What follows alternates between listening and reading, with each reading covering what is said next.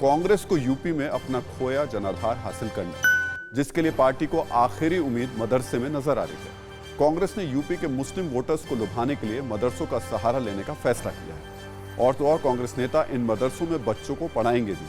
आखिर कैसी होगी ये पढ़ाई और क्या मदरसे से कांग्रेस जीत पाएगी यूपी की लड़ाई, देखिए इस रिपोर्ट।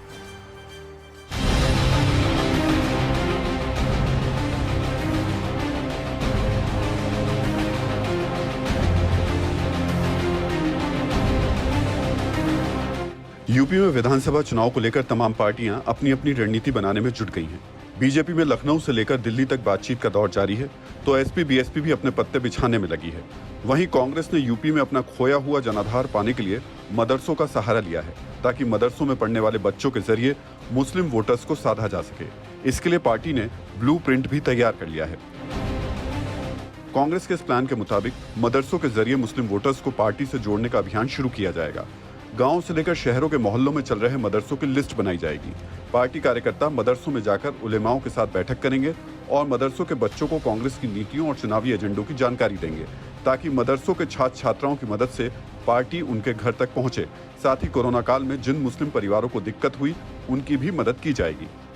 हमारी कोशिश है कि इस अगले विधानसभा चुनाव में कम से कम 20,000 हम उलेमाओं की एक टीम तैयार करें, जो समाजवादी पार्टी द्वारा छले गए जो मुसलमान हैं, पिछले 30 साल से छले जा रहे हैं सपा बसपा से, उसकी हकीकत वहाँ पे बताएं।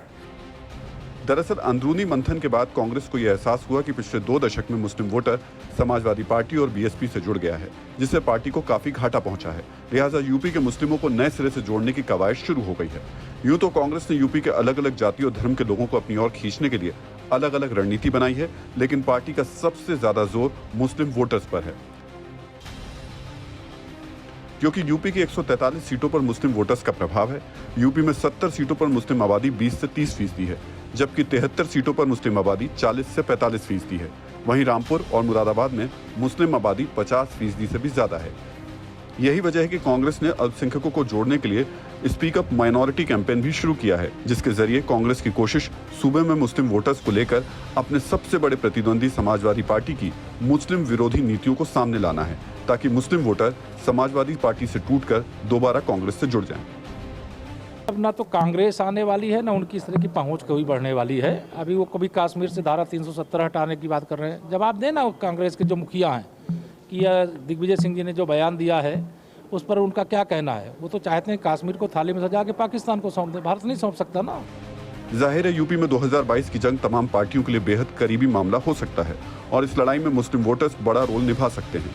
यही वजह है कि जहां कांग्रेस 2 दशकों से दूर मुस्लिमों को पार्टी के करीब लाने के मिशन में जुट गई है, वहीं समाजवादी पार्टी और बीएसपी भी अपने कोर वोटर्स को बांधे रखने के लिए कोई कोर कसर नहीं छोड़ना चाहती।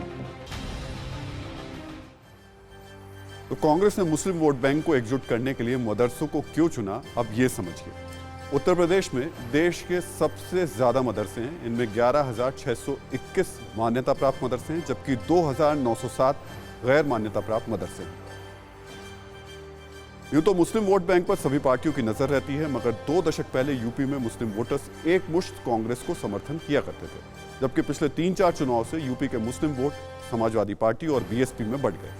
अगर 2017 में हुए पिछले विधानसभा चुनाव की बात करें तो 59 मुस्लिम बहुल सीटों पर बीजेपी को 39% वोट मिले, समाजवादी पार्टी को 29%, बीएसपी को 18% वोट और कांग्रेस को महज 7% वोट हासिल हो पाए।